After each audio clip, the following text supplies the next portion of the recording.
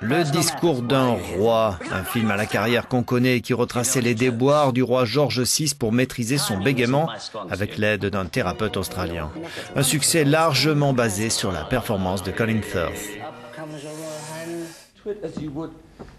À Londres, le film est devenu une pièce. David Sedler, qui a écrit le scénario pour le film, a aussi réalisé l'adaptation pour la scène.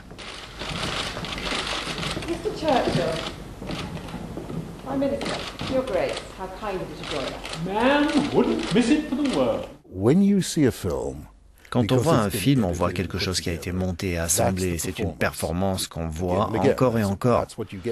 Alors que sur scène, c'est merveilleux de voir que chaque représentation est légèrement différente. Charles Edward joue le rôle du roi dans cette pièce mise en scène par Adrian Novell.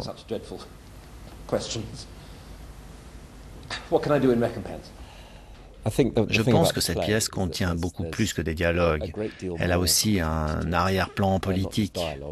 Mais ça a été fascinant d'avoir David Sedler lors des répétitions et de l'entendre nous dire ce qui n'avait pas été retenu dans le film.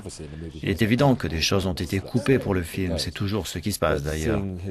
Et le fait de voir son visage s'illuminer quand on remettait des choses qui avaient été coupées, c'était génial.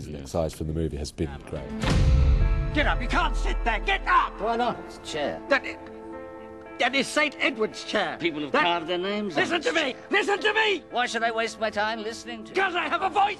Pas facile, forcément, de se glisser dans les habits d'un acteur couronné pour ce rôle par un Oscar. C'est un rôle, on l'approche comme on le ferait pour un autre rôle. Inévitablement, ce sera très différent d'une personne à l'autre. Donc, je ne m'inquiète pas vraiment. Le discours d'un roi au théâtre à Londres jusqu'en juillet avant de partir à la conquête de Broadway cet automne. Diction, speechifying. That's the scoop around town.